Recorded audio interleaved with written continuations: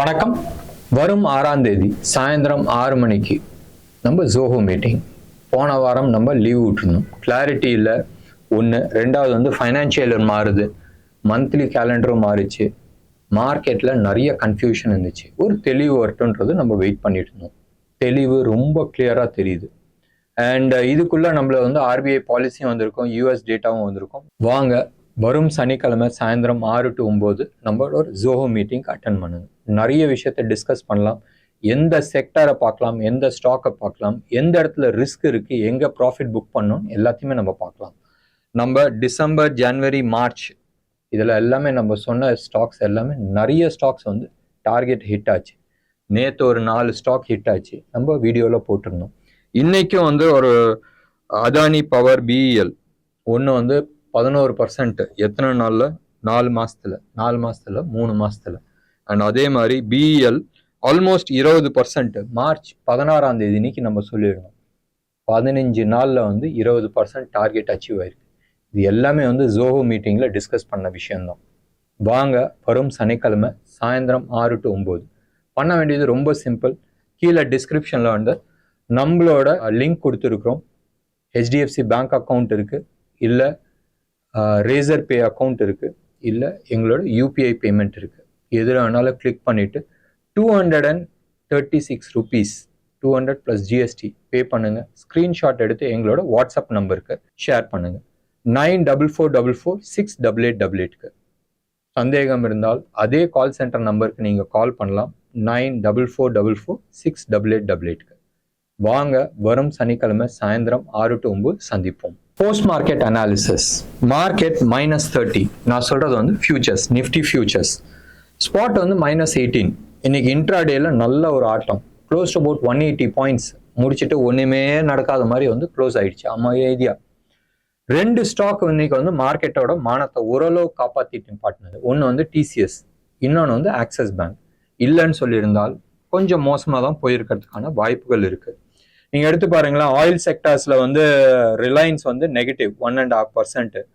பேங்கிங்ல HDFC, axis bank, சரி நம்ம Kotak bank ஆகட்டும், இல்லை ஐசிஐசி ஆகட்டும், இவங்களாம் வந்து நெகட்டிவ் சைடில் இருந்தாங்க. எஃப்எம்சிஜியில் எல்லா மேஜர் ஸ்டாக்ஸ் எல்லாமே வந்து நெகட்டிவ் சைடில் இருந்துச்சு. அப்படி இருந்தும் பாசிட்டிவ்ல க்ளோஸ் ஆனதுக்கு இந்த 2 ஸ்டாக் தான்.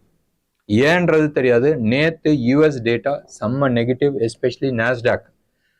அந்த நாஸ்டாக் நெகட்டிவ் ஆனதுனால இந்தியாவில் வந்து நிறைய ஸ்டாக்ஸ் வந்து நெகட்டிவ்ல இருக்கும். அண்ட் பயங்கரமா பிளட் பாத் இருக்குன்றது most of the WhatsApp channel, right? And நிறைய பேர் இந்த ஃபேஸ்புக், ட்விட்டர்லலாம் இந்த கமெண்ட்ஸ் போயிட்டு இருந்துச்சு.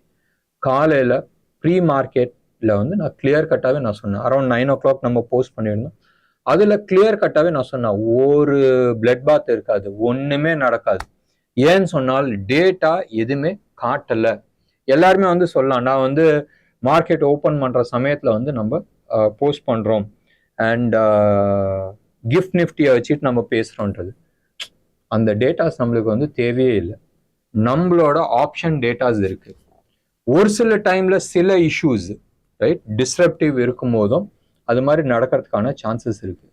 சடனாக ஏதாச்சும் ஒரு டெத் இருக்குது, இல்லாட்டினா ஏதாச்சும் ஒரு விஷயம் நடக்குதுன்னு சொன்னால் இது மாதிரி விஷயம் எல்லாமே வந்து டிஸ்டர்ப் பண்ணும். இல்லைன்னு சொன்னால் எந்த விதமான டிஸ்ட்ரப்ஷனுக்கும் வாய்ப்பே கிடையாது. பேங்க் நிஃப்டியை பொறுத்த வரைக்கும் -38.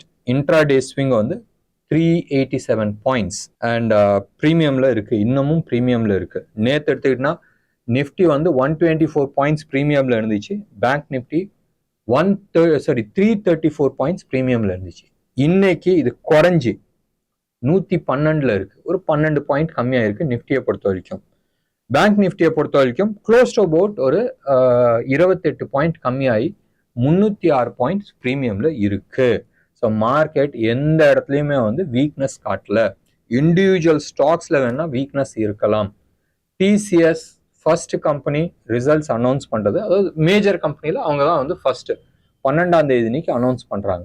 பார்க்கலாமே 12ஆம் தேதி என்ன தீபாவளின்றது பார்க்கணும். டவுன் சைடா அப் சைடான்றது பார்க்க வேண்டிய ஒரு விஷயம். இன்னைக்கு வந்து செக்டர் ஸ்பெசிஃபிக்கா நம்ம பேசுறது ஒர்த்து கிடையாது. ஒரு 2 செக்டர் டவுனு, ஒரு 2-3 sector Appu.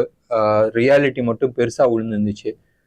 Mainly because of Godrej property almost 4% down, 3.9% down. அந்த ஒரு ரீசன்னால மொத்தமாகவே வந்து அந்த செக்டார் வந்து பெருசா கீழே விழுந்துச்சு. மற்றபடி எந்த ஸ்பெசிஃபிகேஷனும் கிடையாது. ஒன்னே ஒன்று ஞாபகம் வச்சுக்க வேண்டிய விஷயம் வந்து க்ரூட் விலை இன்க்ரீஸ் ஆகிருக்கு.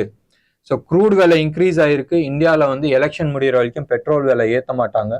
ஸோ ஆயில் மார்க்கெட்டிங் கம்பெனிக்கு லாஸ் புக் பண்ணுறதுக்கான சான்சஸ் நிறையா இருக்குது. பிபிசிஎல், ஹெச்பிசிஎல், ஐஓசி இவங்களுக்குலாம் வந்து லாஸ் வரதுக்கான சான்சஸ் நிறையா இருக்குது. ரிலையன்ஸ் நாளைக்கு பார்க்க வேண்டிய ஒரு விஷயம், கவர்மெண்ட் வந்து வின்ஃபால் டேக்ஸ் இதை வந்து சார்ஜ் பண்ண போகிறதா சொல்லியிருக்கிறாங்க. க்ரூட் வந்து $90 வந்து டச் ஆகிருக்கு. ஸோ பார்க்க வேண்டிய விஷயம் நாளைக்கு வந்து ரிலையன்ஸ் எப்படி ரியாக்ட் ஆகுதுன்றது. ப்ராபப்ளி இன்னைக்கு ரிலையன்ஸ் வந்து ஒரு 1.5% கீழே விழுந்ததுக்கு மேபி இது வந்து ஒன் ஆஃப் த ரீசனா இருக்கிறதுக்கு வாய்ப்புகள் இருக்கு.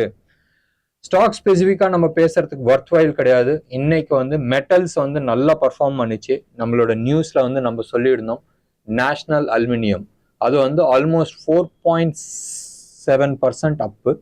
அண்ட் ஹிண்டல்கோ, என்எம்டிசி இவங்களாம் வந்து நல்லா பர்ஃபார்ம் பண்ணியிருக்கிறாங்க.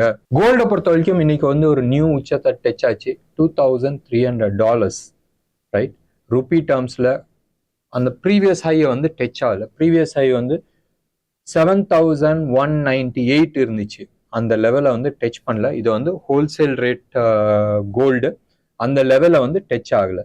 இப்போ ரைட் நவ் 7,170 அந்த ரேஞ்சில் வந்து ட்ரேட் ஆயிருக்கு.